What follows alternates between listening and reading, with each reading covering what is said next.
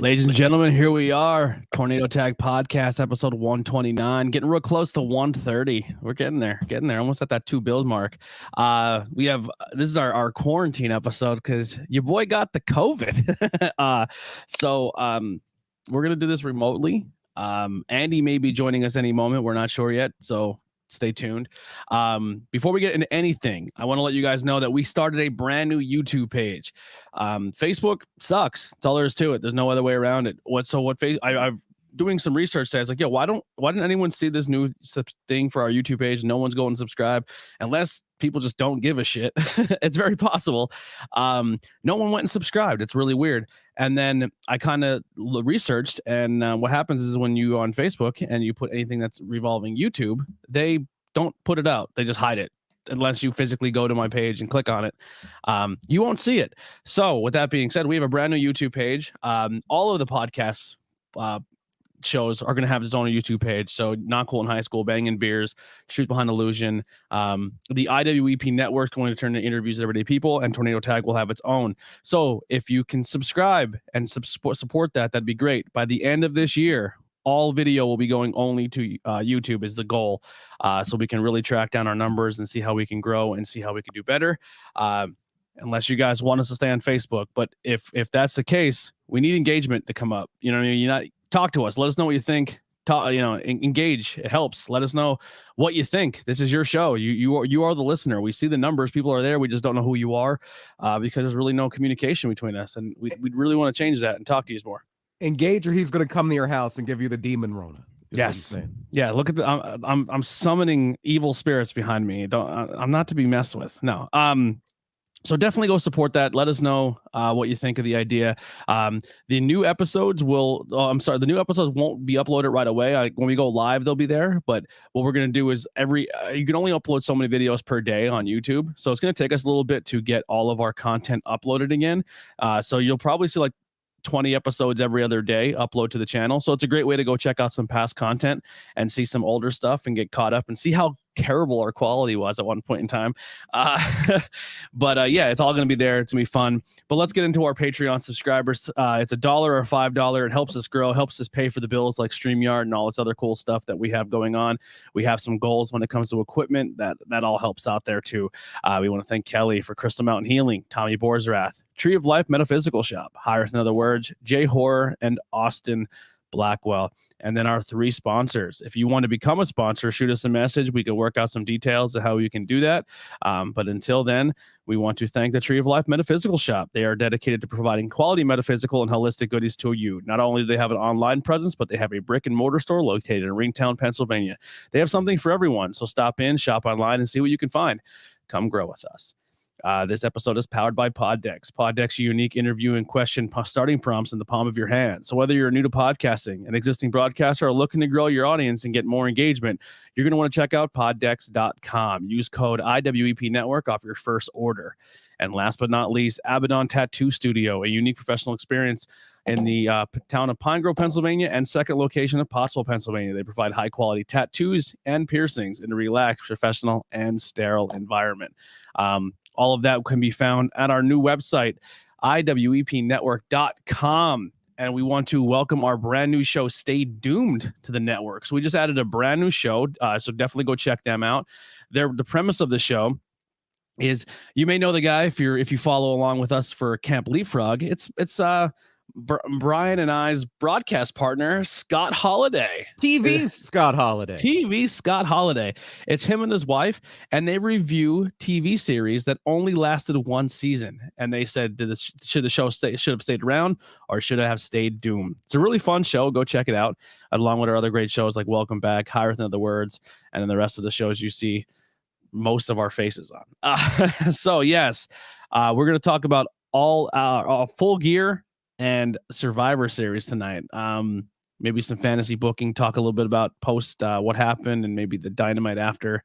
Yeah. That was a great show. I loved Dynamite last night. Yeah. Well, I'll kind of steer it towards you, Brian, here, and we'll get this train off the tracks. I guess we should start with Full Gear. And we were talking before we were on Discord for a little bit on Saturday before Full Gear, and we were running through what we picked, and I came up a little short this time. Did not successfully defend my Pro Wrestling Who is the new Scorecards title. champion? I believe it is Chris from Welcome back, if I'm not mistaken. I don't know. But I believe Chris is soundly defeated me in the Full Gear predictions. And one of the big things I flopped on was I said, "Oh, I think Miro's going to beat Bryan Danielson because it was a good fantasy booking." I laid out my case pretty well, I think. My case was AEW is usually pretty smart with their booking, and they're not going to put Hangman Page in for his first title program with somebody who's going to be a bigger baby face than him. But they had a trick up their sleeve because he's no baby face. No. I thought real quick, Chris McManey wins. He's the new AEW champion in our Pro Wrestling Scorecard sheet. He won with 106 points. Second place, boom, your boy, 100 place. Third place is Omega LOLZ. Not sure who that is. You finished fourth. TJ Yaz, I'm guessing that's his new one. Yaz. Yeah. Dark Order 33. There's a bunch of people in here we don't know who you are, which is actually kind of exciting. Really, really pumped that you guys all have joined us. And yeah. But yeah, he won by 6 points. He beat by 6 points. Okay. That's pretty good. Yeah, so and that's another good show to check out. Welcome back. Love them. Oh, they're fantastic. The false count anywhere, 0 points hurt me. That hurt me too. I got a big 0 on that one too. Yeah, I didn't realize, but I mean, but again, if you look in hindsight, it all makes sense. The Elite just took a beating that night. Kenny's walking away.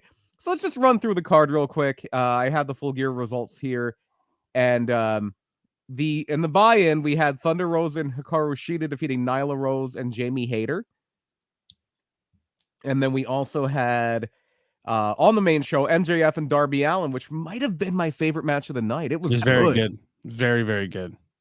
Look, I have not always had the best things to say about MJF. He has 100% won me over.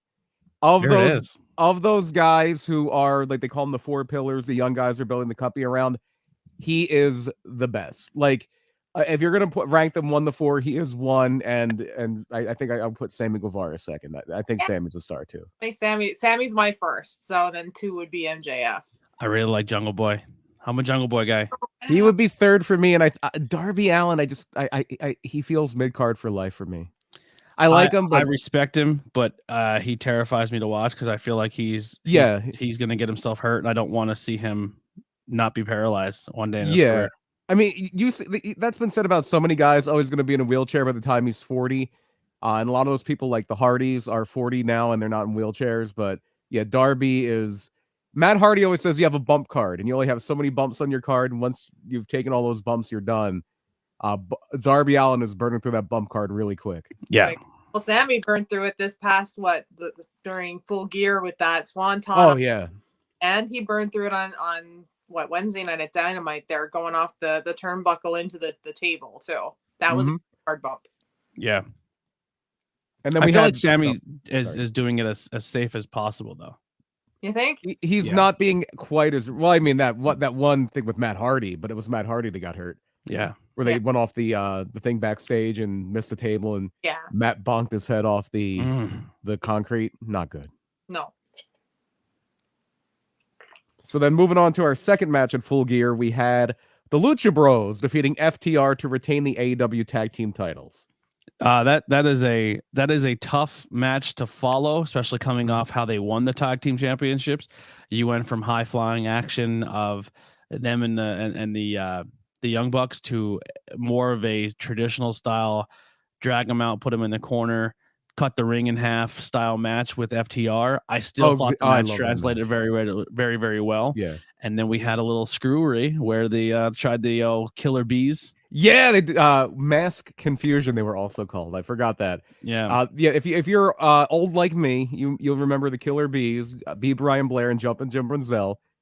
And B. Brian Blair and Jim Brunzell would wear B trunks. Like, they would be like yellow and black stripes on their trunks, and then they would have masks that would be the same way. And at the end of the match, sometimes they would win, and they were baby faces, mind you. But they would put on the masks and do the switcheroo and then win matches that way.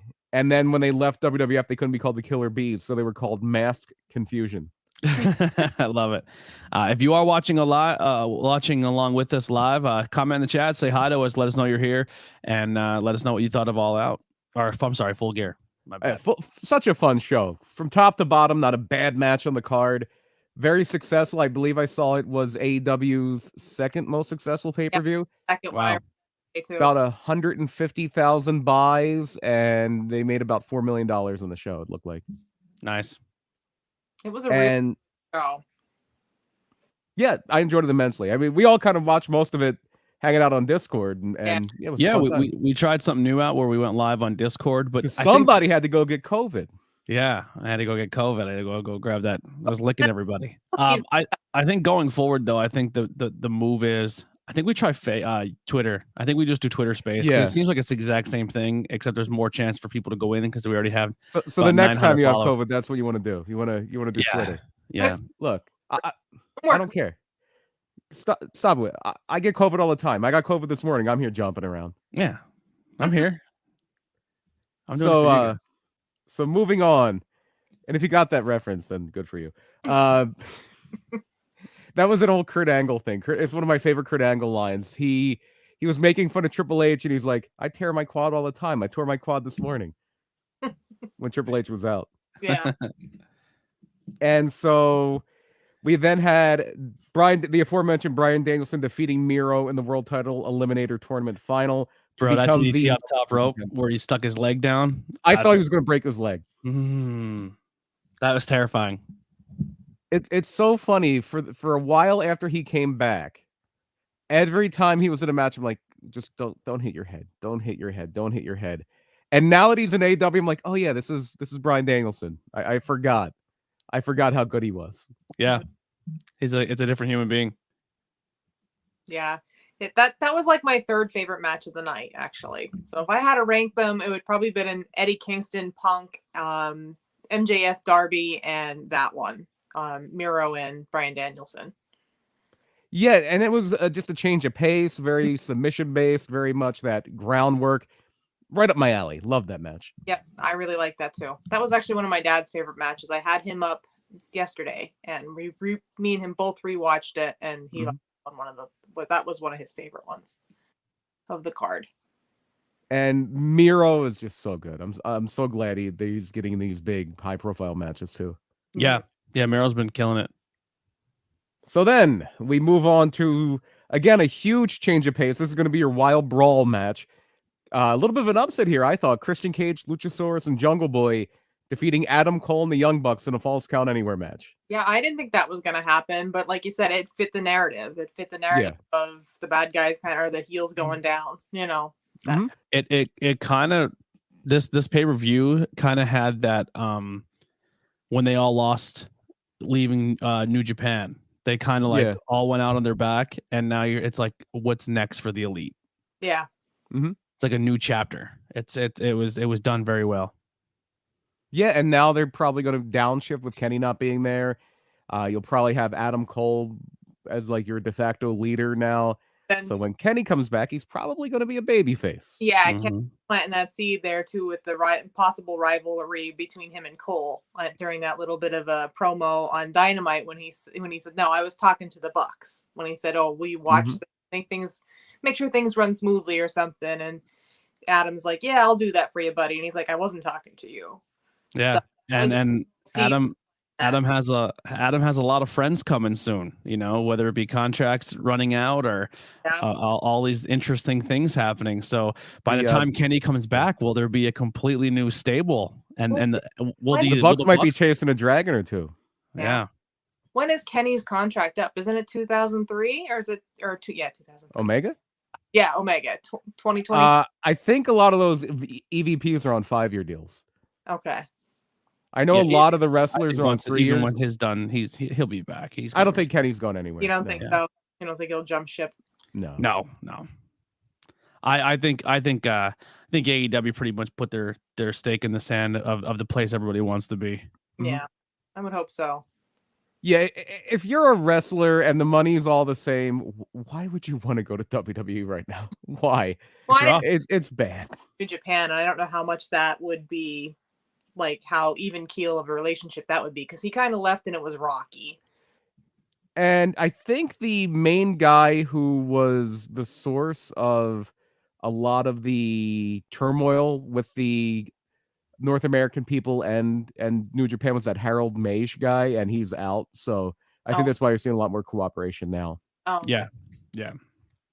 And even if he's there, he doesn't have to go to Japan. Like he could.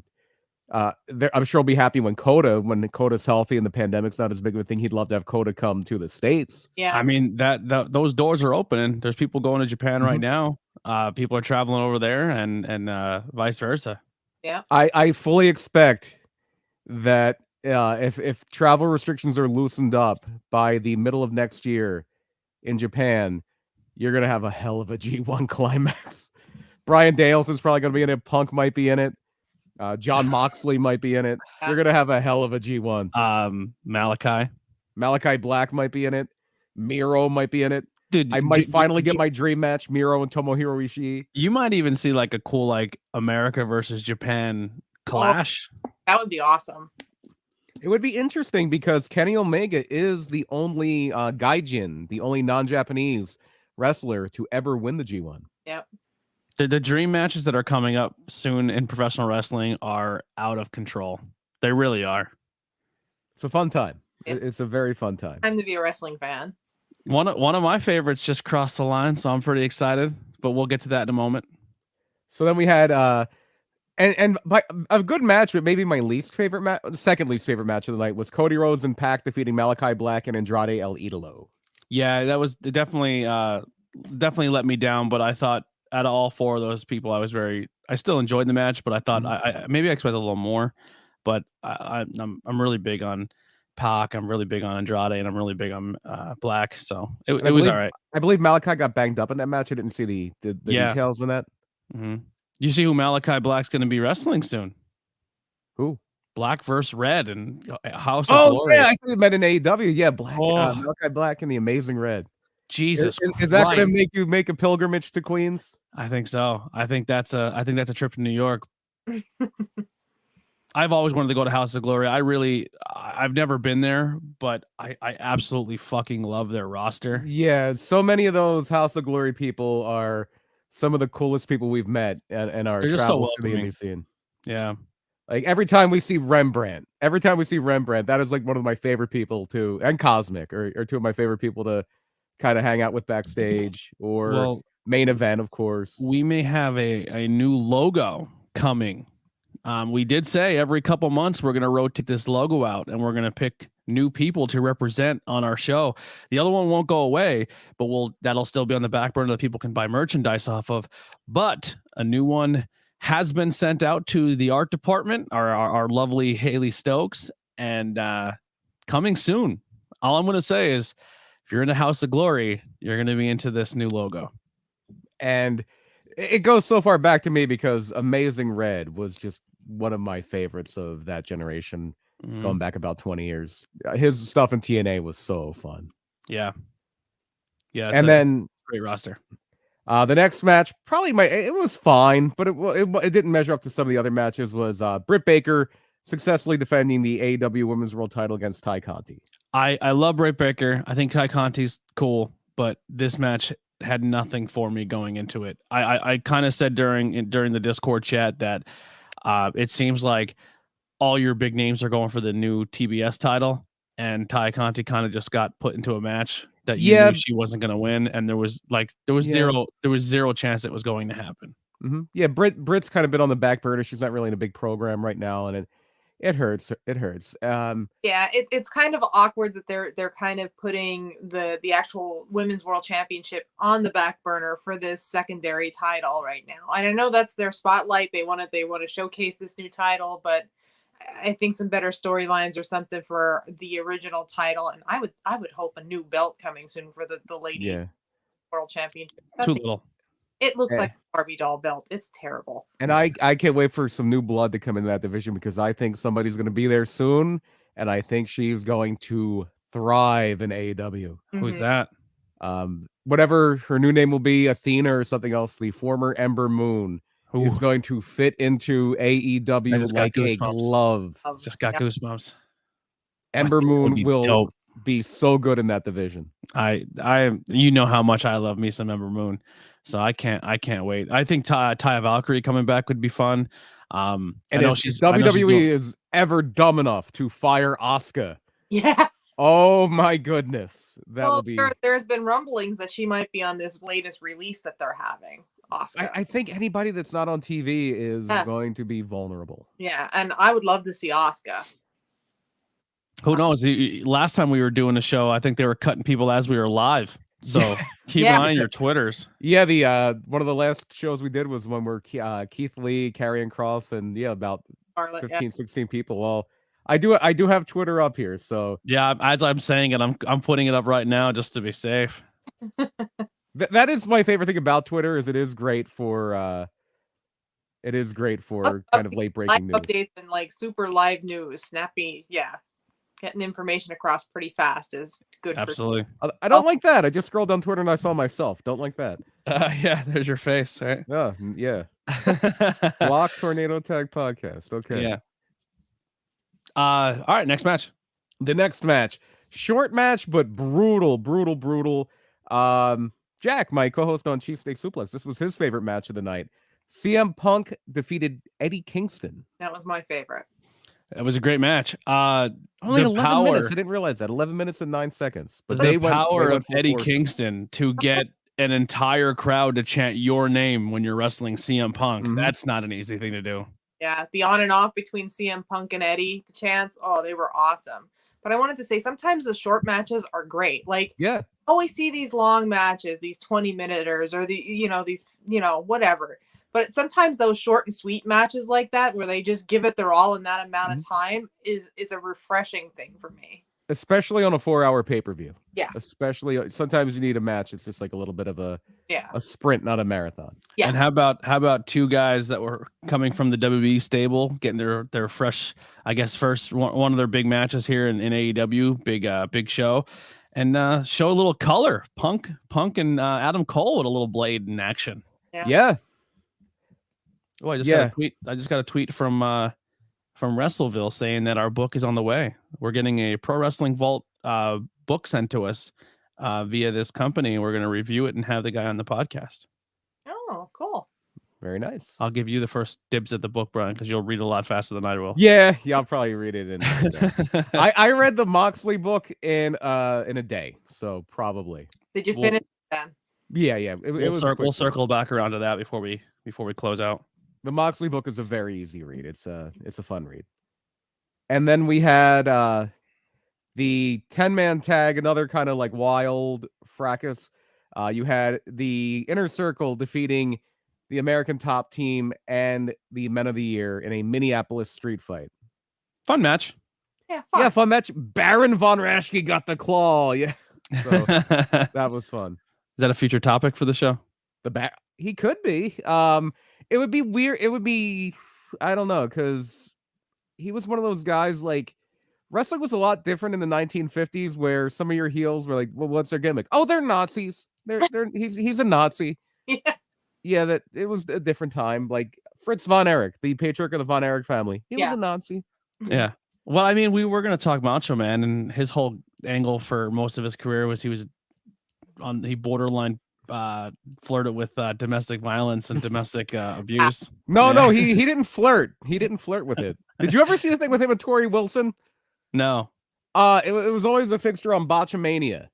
Because it always says that somebody is corpsing if they catch somebody laughing. Like it's called corpsing in acting, like stage or TV.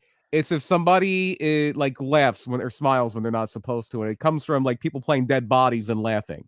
Yeah, so they call it corpsing. And then Goldberg chokes you out, like even if you're his own kid. Well, what Randy Savage did was he did this thing where he went backstage and he's yelling at his managers at the time, which were Gorgeous George, who is now George Frankenstein. It was his then girlfriend or wife, and I'm not sure if they were married. And it was Tori Wilson, and he's yelling at them and flipping out. And Tori starts laughing, and he popped her. He slapped her. Yeah, I mean, you look back at some like as a child watching Macho Man stuff, it was like, oh, I love Miss Elizabeth. Oh, so cute, so not like such a cute couple and stuff. And then looking back at it as an older person or a woman, thinking, holy shit, he was a miserable prick. Like, although how much of that was part of his gimmick, though? When the Mega Powers exploded, Hulk Hogan did have lust in his eyes. He had lust in his eyes, Hulk Hogan. Well, that will be for next week. Yeah, we'll talk all things Macho Man. 2 weeks. 2 weeks. Yeah, 2 weeks. Now, next week, we will not be live, but I do have an episode posting. It will be all of our interviews from Backbreakers. So very, very excited to show that off. Quality's good. First time trying out some new stuff there, and it was a loud room, but I think it holds up. It was a fun time. It was a very fun time. We got to see a lot of our local friends. Got to spend some time with the Diamond City War Machines, with Coach Sean Calvin, with meeting some new people we haven't really had a chance to talk to a lot. Fritz Sterling was fun. That's the first time on the show we really got to talk to JD with the War Machines. That was a lot of fun. Learned a lot about him. It was a good time. Yeah, you're going to see us there a lot. So if you're fans of Backbreakers and you enjoyed us being there, I think that's something you're going to see a lot more of. So be prepared. Tornado Sag is going to be there. And just such a fun atmosphere and a fun time. And Justin Glure and everybody was so welcoming. So again, if you see Backbreakers, if you're in and around Scranton, make the trip. And that show is now on YouTube. So if you go to Backbreakers YouTube page, you can check out that show that we didn't get a chance to see all of. Yeah, because we were doing interviews. Yeah, we didn't get to see Adina's match. We didn't get to see Kit's match. We didn't get to see Mike Mitchell's match. So yeah, I'm definitely going to look back into that. Yeah, we'll go back and watch it. Another thing I would like to do is start watching shows and doing like reviews like this, just talking about like stuff and reviewing shows. I think that'd be fun to incorporate. And like I said, if you are listening and you want to do more interviews with us, hit us up, because sometimes I have a hard time asking people. So reach out. I'm not trying to hold people not having interviews. Sometimes I just have little mental blocks, and just reach out and ask us. So then we all kind of thought, as we were talking before the show, that Jericho was gonna beat Dan Lambert by submission. Kelly, you were the one that originally brought that up, right? Yeah, because I was thinking pin, and then you brought up submission. Like, yeah, that makes a lot more sense. Yeah, but it was a pin because Full Gear was the night of an unfortunate anniversary. It was 16 years to the day that Eddie Guerrero had died. In the same city, right? In Minneapolis. In fact, they didn't stay at the hotel room wrestlers usually stay at there, because that's where Eddie died. Yeah, so they stayed at a different hotel when they were in town for Full Gear, and so Jericho did win the match with the frog splash. Yeah, yep. And his little dance and stuff before he climbed the turnbuckle too, if you noticed. Yeah, and then a lot of people were doing the Eddie stuff. There was a lot of Eddie tributes throughout the night, and then Vicky was there too. So Vicky was in the buy-in match in Nyla's corner. So one match left, but before the last match, they did have Tony Schiavone come out and announce a new hire. Jay Lethal, the Black Machismo. So it's weird, like the first guy who was kind of swept up in that speaking out thing to be hired by AEW. Yeah, Jay Lethal. That's kind of what I thought about it too, because I remember he was one of them that the fingers were pointed at, and it seems like whatever happened there, God, I hope it wasn't true or whatever, But he swept under the rug. He's now hired by AEW now. Yeah, there were allegations by Taylor Hendricks, who was also in TNA, that she said that Jay Lethal had gotten her fired from Ring of Honor because he wouldn't sleep. She wouldn't sleep with him. Right? Was she the only one, or were there more than? I think there were other things. That's the one I read. Yeah. So either it got swept under the rug, or it was due diligence and people did their research and found out there was really nothing to it. As a performer, very excited Jay Lethal is in AEW. He's always been the name of the guy who I always said, man, I'd love to see him on a bigger stage. He was around a lot of guys at in Impact and TNA that were the top of their game at that time, and then left the company and went on to do great things. And Jay always stayed behind, and now he's with the big dogs. And I saw Jay Lethal wrestle when he was probably like 19 years old.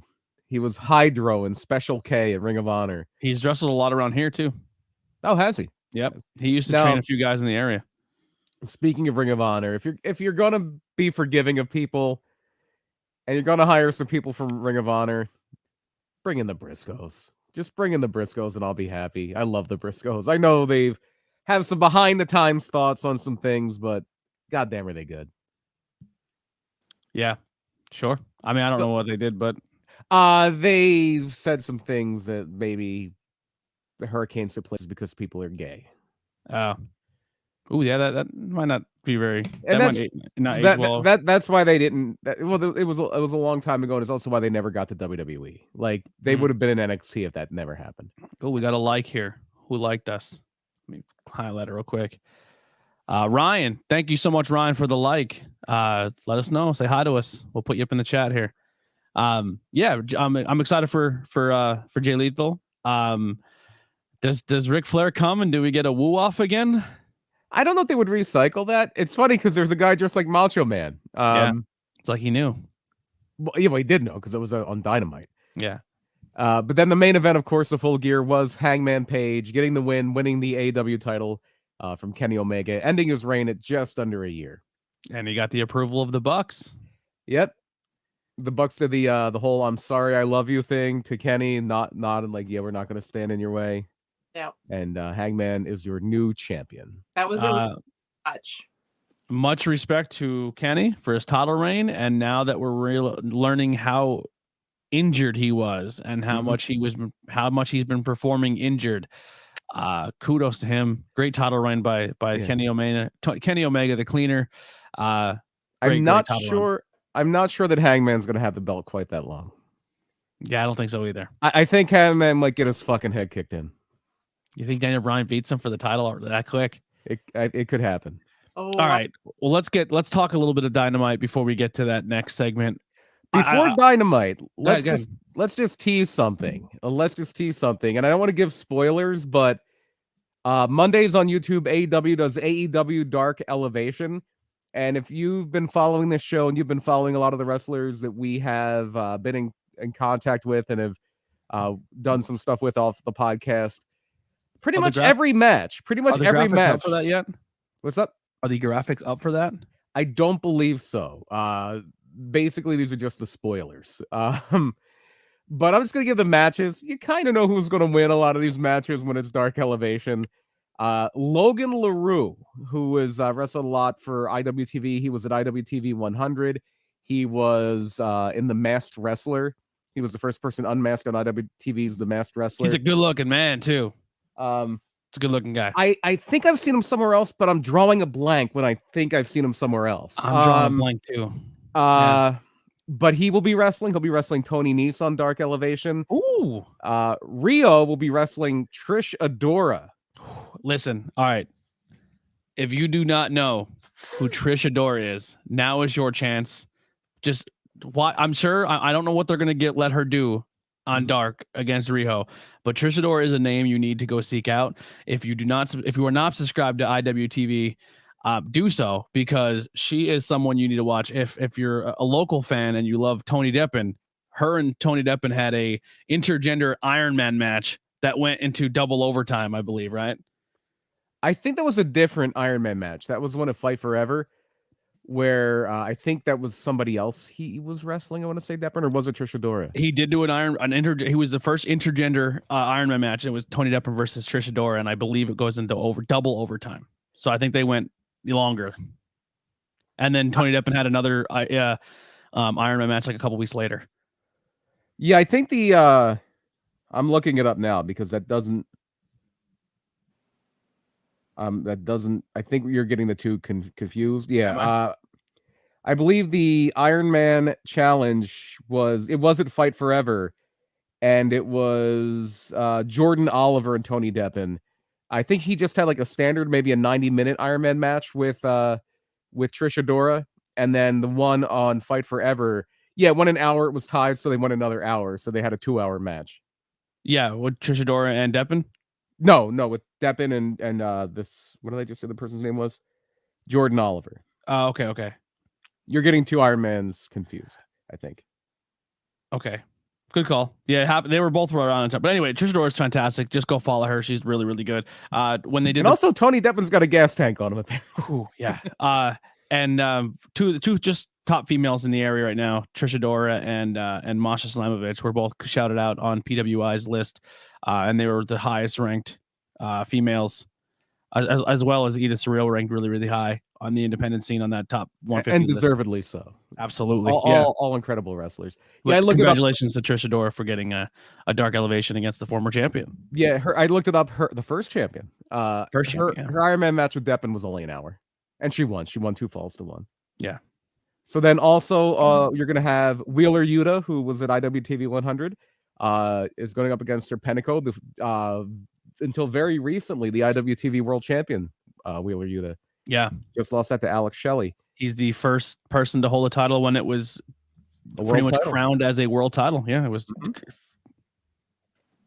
Yeah, he had a and speaking of matches won an hour, he won an hour with Daniel Garcia at that show. Mm-hmm. I believe a swelteringly hot building. Trisha Dora's championship too. She is the Pan African Diaspora World Champion. Yes. That is also not recognized by PWI as a world title. Yep. And then we'll have a few matches where it's not really anybody that we would know. Frankie Kazarian against Joe Keys. Chris Statlander, who was also at IWTV 100, Layla Hirsch and Ryo Mizunami against the Bunny, Penelope Ford, and Emi Sakura.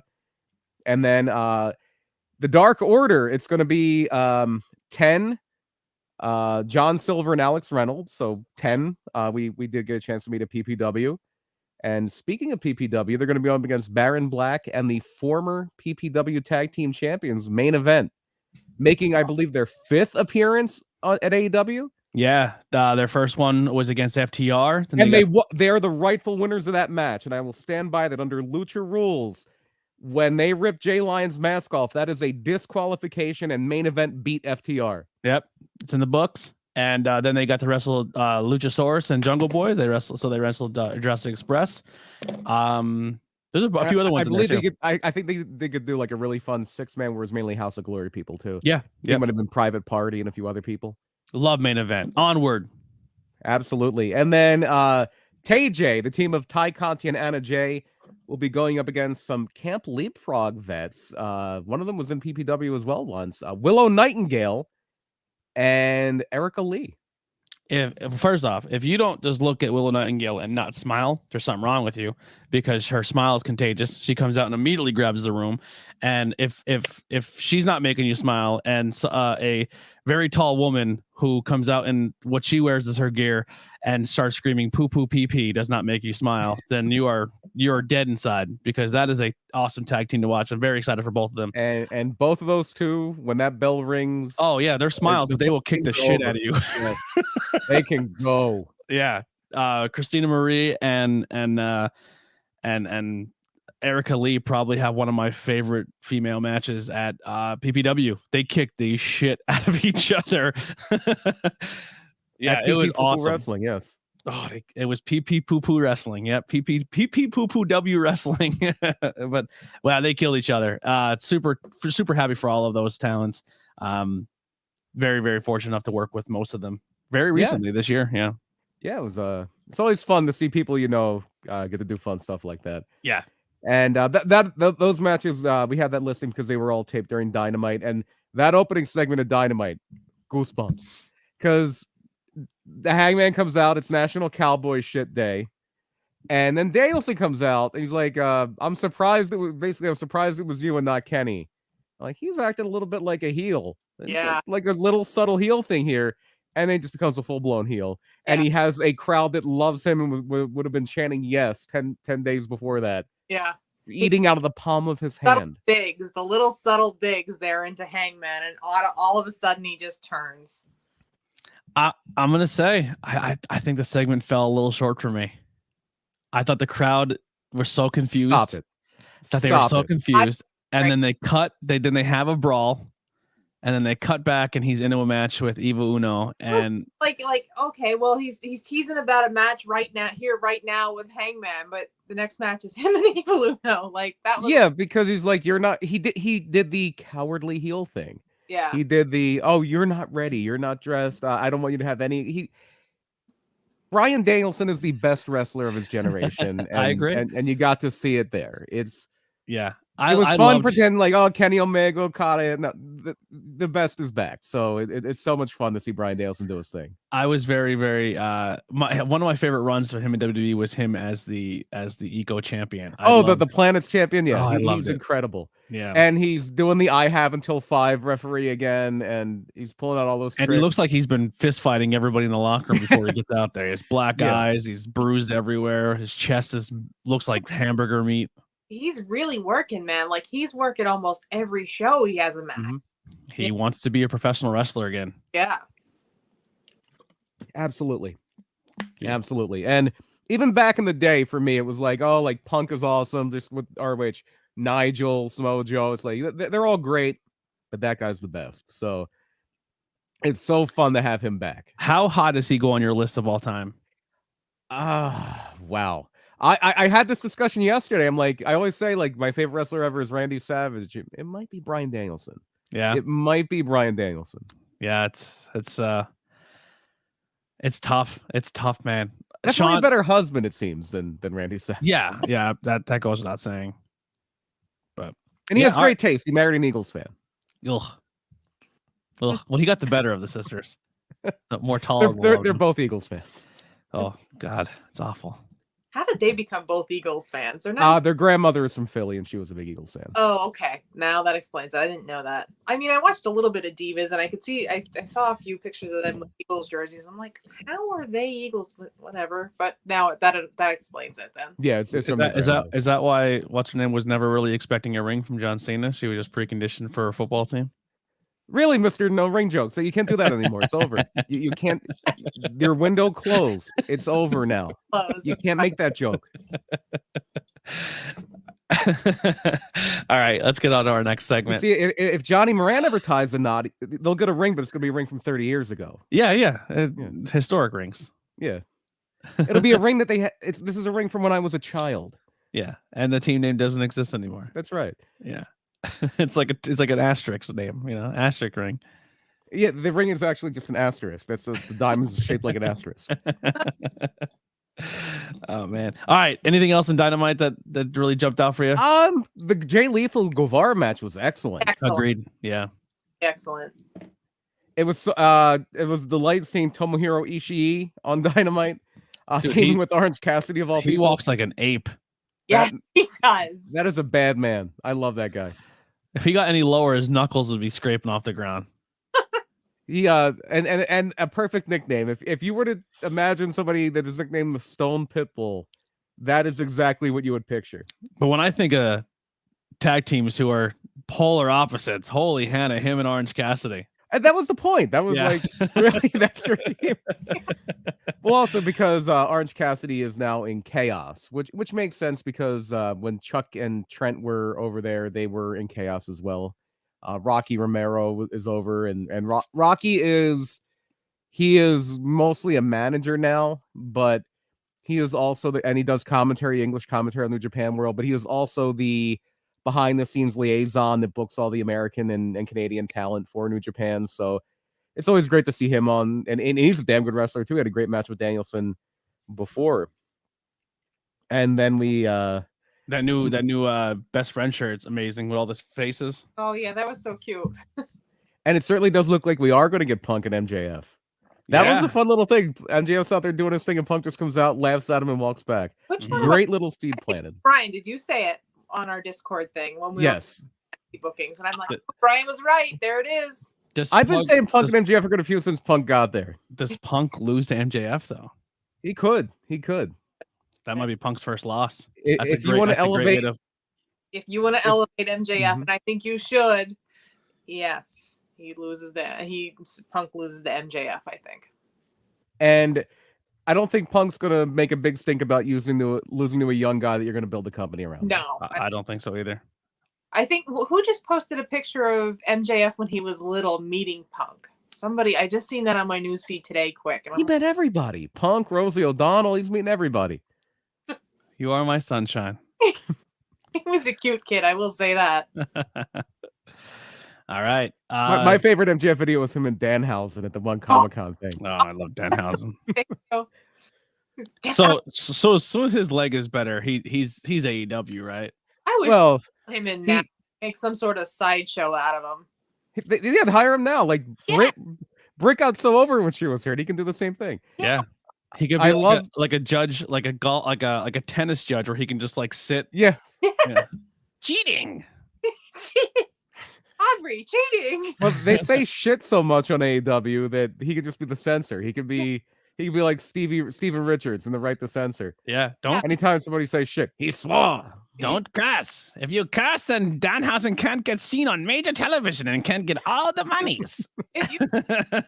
He had a great video where he is trying to apply for a job with Tony Elite, as he calls him, and he goes to an A&W drive-through to try to get hired by AEW. The guy's gold. He's like broken Matt Hardy, but like comedy, like full-blown comedy. Like he's like, I don't know, he's just so entertaining. He is very like, you guys turned me on to him, and it's like ever since then I can't stop watching his YouTube videos. Even Jim Cornette likes him. Jim Cornette loves him. Never wants to see him wrestle. No. There is a Danhausen. He's not a bad wrestler. He's fucking so funny. Understand, even if you don't want to give him like major wrestling money right now, throw him a bit of a bone and like give him like a little TV show like Britt had, like you guys said, and shine there, you know. Yeah, he will get so over that when he is ready to wrestle, people will be chomping at the bit. Oh, yep. And they have to buy the rights to tequila. Yeah, they'd have to. Anything else, so you might as well. That's the other thing. If they did bring in the Briscoes, it's worth trying to call up the Skinnerd people and say, how much for give me back my bullets? Yeah. All right, let's get to Survivor Series. Yeah. It's probably not going to be as good as Full Gear. It's Survivor Series. I doubt it. So they're doing the same thing they usually do now with Survivor Series, where it will be Raw versus SmackDown, essentially. It basically, Survivor Series has become that old pay-per-view bragging rights. Mm-hmm. And it's the same kind of formula. You have one 5-on-5 men's match, one 5-on-5 women's match. The one thing they don't do that they did do for a while again were the 5-on-5 with the tag teams, because I don't think they have 5 tag teams on each show anymore. Nope. Most of them got fired. You might have 5 tag teams on Raw. You have the Street Profits. You have Rated RKO. You have... Who just got music together? Yeah, they got the mashup music that they always do. You have... I guess Cedric and Shelton are still a tag team. You have Alpha Academy. So you might actually, and Ruden Ziggler. So you actually do have 5 tag teams in Raw, but probably not SmackDown. So just to run down the card here, your men's Survivor Series match is, it was originally going to be Rollins, Balor, Owens, and the Mysterios.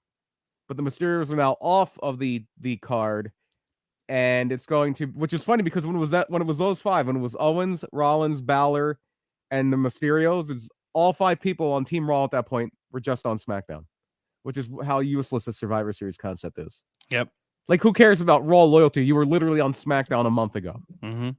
No one cares. No one cares about Raw versus SmackDown. So Team SmackDown, as it stands right now, so now it's Bobby Lashley and Austin Theory on Team Raw with the other 3. And Team SmackDown is Drew McIntyre, Jeff Hardy, King Woods, Happy Corbin, and a wrestler to be announced. Happy Corbin, is that Baron? Yes, he is now Happy Corbin, and his sidekick is Madcap Moss. I am not making this up. Oh, Madcap Moss. WWE, baby. What are they smoking? Like, or what?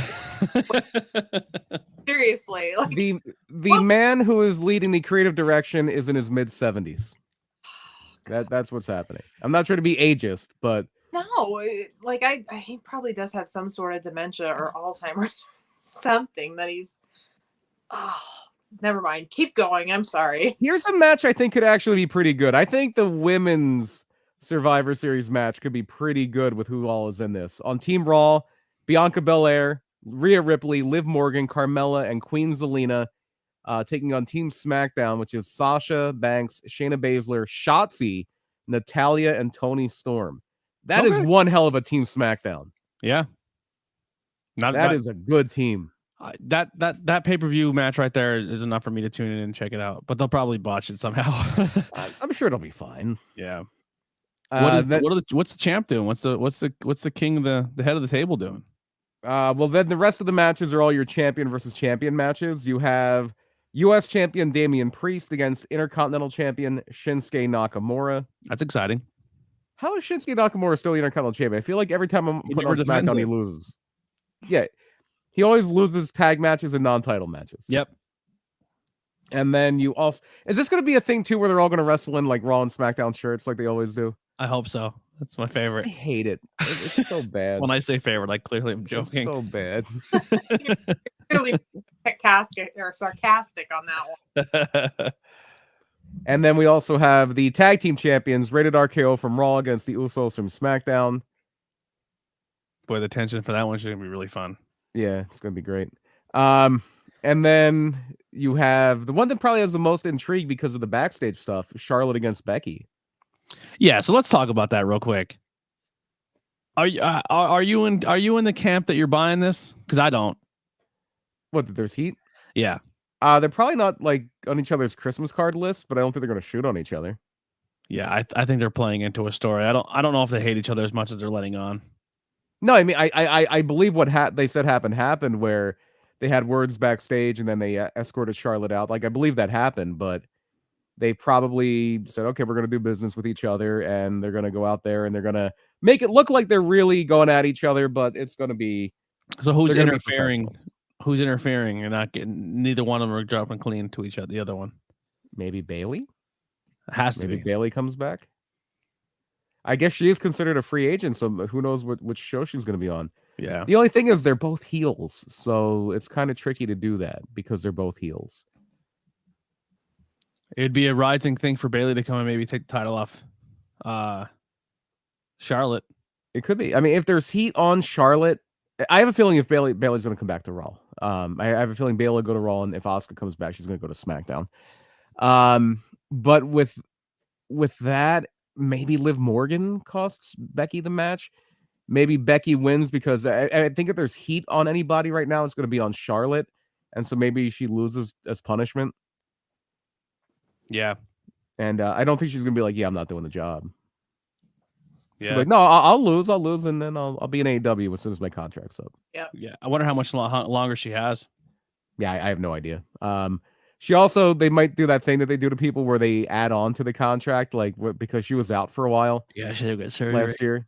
And so they might do that thing where they add that time on the contract. She also has a movie coming out soon. She's in that Walking Tall remake. Mm-hmm.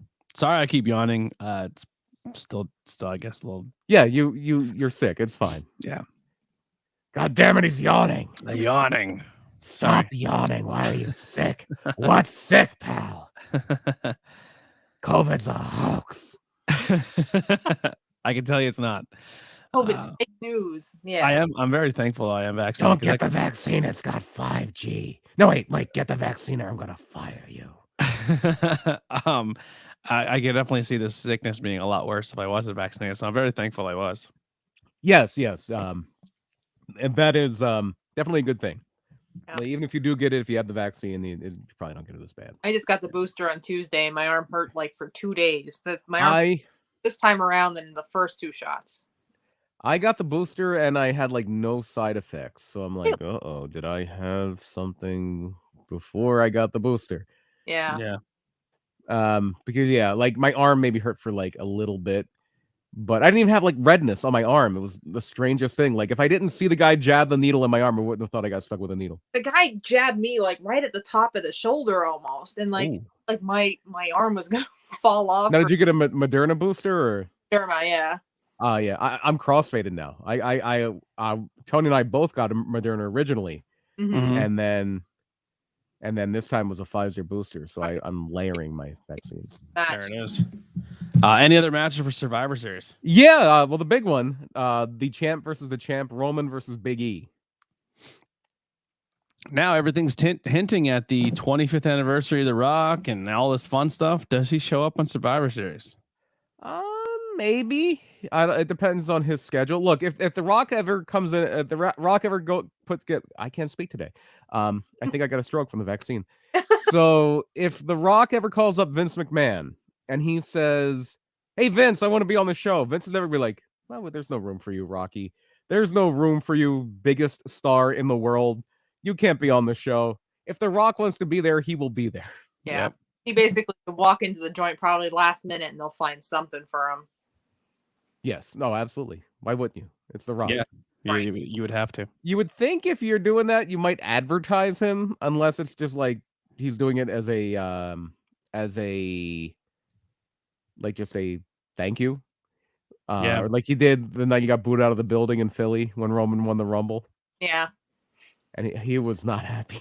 He was not happy about that. They've been kind of advertising him with his 25th anniversary, and then everyone's kind of dressing up as him. And well, he did debut at Survivor Series too. Yeah. It'd be interesting to come and challenge the head of the table to find out who the rightful tribal chief is. Again, if he is willing to do it, WWE will bend over backwards to accommodate him. Oh yeah. If they do wrestle, I know we've talked about it before on the show, but he drops to Roman, right? Like Roman. Oh yeah, Roman yeah, of course. Look, the Rock has never been a guy that would balk at doing a job. He lost to the goddamn Hurricane. Fairly clean. He lost to the Hurricane. Wow, why are we surprised? One of my favorite Royal Rumble spots ever, by the way. We tried to double choke slam them. When he tried to double choke slam Triple H and Steve Austin at the same. He tried to choke slam them both at the same time. I love the Hurricane. That is one of my low key favorite Royal Rumbles. That was the Royal Rumble in 2002, I want to say. The one that Triple H won when he came back from his quad tear. Yeah, it was 2002. My other favorite thing in that is another one of my all-time favorite wrestlers, my all-time favorite Intercontinental Champion, Mr. Perfect. That was when he came back. It was right after WCW was done, and Mr. Perfect came back, and he went pretty far into that Rumble. And there's a point where he's in there with Steve Austin and Triple H, and Mr. Perfect used to always do this thing. And anytime I chew gum, I will do this. If I'm outside, he would spit out his gum and hit it out of the air. I try to punt it. No, I spit it out and try to kick it. No, you have to hit it. I know, but I kick it. Mr. Perfect didn't do that. You have to hit it. You have to be like Mr. Perfect. I was a kicker and a punter, so I have more fun kicking it. This is why you're not perfect. This is why you have COVID. I think it's more talent if you can kick it. Yeah, but it's not perfect. My favorite one is when he threw the towel behind his head and Bobby Heenan catches it behind his back. Yes, that was also the Royal Rumble. That was like 1990. Mr. Perfect and Bobby Heenan were just great. Yeah. But so Mr. Perfect is in the ropes getting beaten on by Steve Austin and Triple H, and finds time while he's doing this while he's being beaten up in the ropes, he spits his gum in the air and hits it perfectly because he's Mr. Perfect. And just amazing. And then the next night on Raw, he wrestles Austin. And this is when they acknowledge that Austin and Deborah were together. And he's backstage and he goes, Yeah, me and Steve go way back. And Deborah's like, Really? And he goes, No, not at all. It's just a great throwaway line. And then the plane ride from hell happened and he was gone. Yeah. All right. Well, anything else Survivor Series, or we can get to the end here? No, that's the card. I'm sure, like I said, the women's match seems might be a stand up. I'm sure Big E and Roman will be fine. Yeah, it's Survivor Series. It's kind of lost its luster. We did have a plan for Macho Man Randy Savage, but unfortunately COVID, and we want Andy to be in part of it. So over the tape, like over, we were trying to do it over Zoom or Skype or whatever, StreamYard. Might as well plug them. I'm paying for it. So we did a little curveball and we talked about the pay-per-view. Plus, last time we talked to AEW is one of our highest rated episodes, the Hangman Cometh episode. So if you seem to be all these are really into AEW, but like I said, please give us feedback, talk to us, comment. If you're listening to this, take a screenshot and say you listened to it. Tell us what you thought. Mainly, we want to make sure that Andy can do his Randy Savage impression. Yeah, and he's very, very angry, Jack Tunney. I did an angle with my wife, and now I don't have a wife.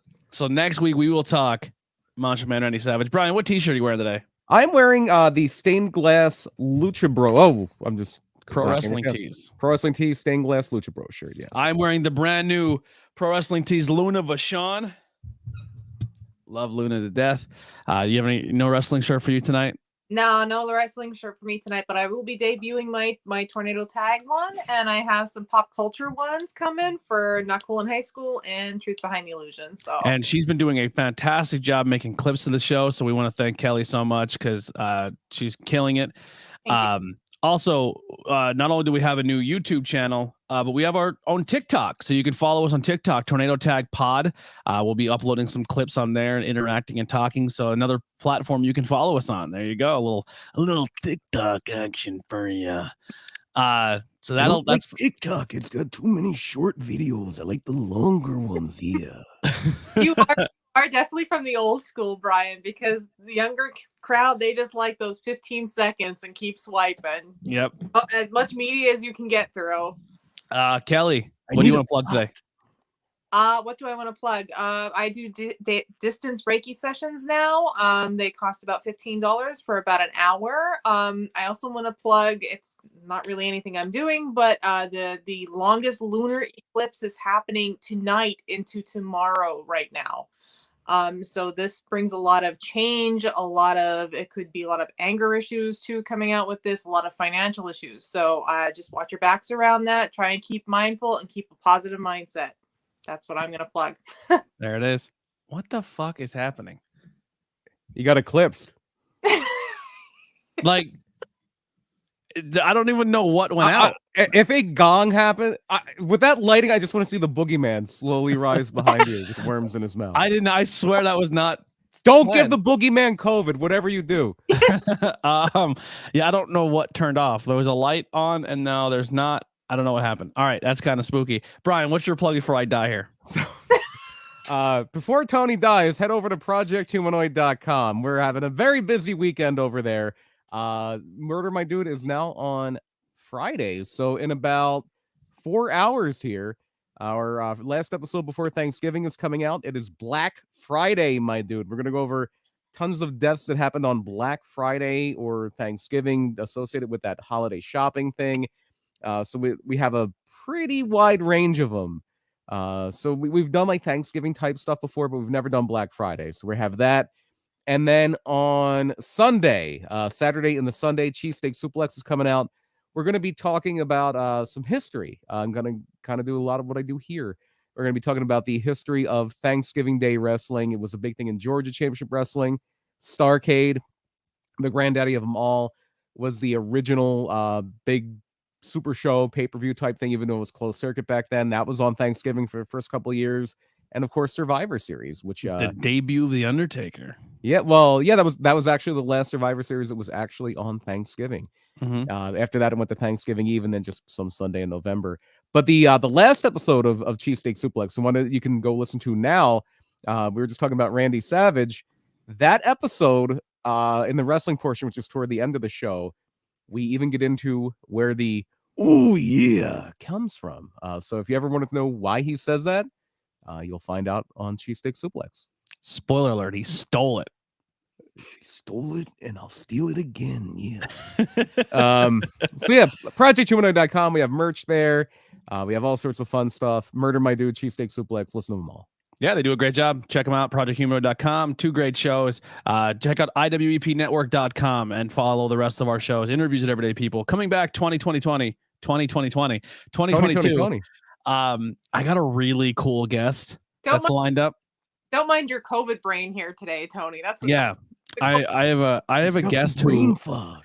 Somebody I wanted to talk to for a while, and Is we it the put Macho Man. No, but he is a monster. Is it Elizabeth? No, she's unfortunately also. Talk to Elizabeth. It's a seance. Yeah, we would need a Ouija board for both of them. Yes. But no, this is a monster guest. I'll just give that little clue out. Someone local that I kind of always wanted to talk to, but I never. Once again, I suck at asking people to do stuff. But someone pretty exciting. I'm excited to talk to. So the new thing on our website, if you go to any of our podcast pages, if you want to be a guest, there is a form you have to fill out. Start filling those forms out. You just go to the guest submissions, you put your photo in there, all the links you want promoted, and then after your episode airs, you're going to be on our website as a past guest. So it's really, really cool. So go fill that out if you want to be featured on the episode or come on as a guest. Even if you want to come just talk wrestling topics, you don't want to do an interview. It's up to we're open to anything. So definitely go follow us at iwepnetwork.com. Go follow our brand new YouTube page and give us a subscribe. Tornado Tag Podcast. And that'll do it. We'll see you guys next time. Tornado Tag Podcast. We're out of here. Here's some Billy Trey.